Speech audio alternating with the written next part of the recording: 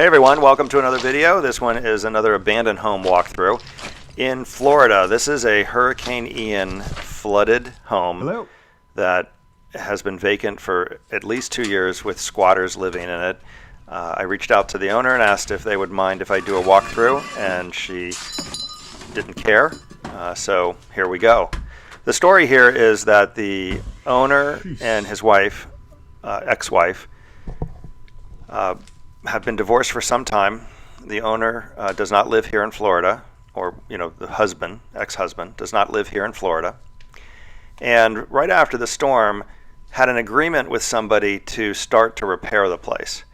And that was likely a legitimate agreement, and you can see here how some work had clearly begun at some point. However, that individual seems to have just moved in and then invited some number of homeless people to live there also. And here we are 2 years later with a bunch of people living here. Well, the ex-husband passes away, and a few months later, the ex-wife, who lives locally, learned of his passing, realized that she was on the deed, or had knowledge that she is still on the deed, and decided to come and check out the house.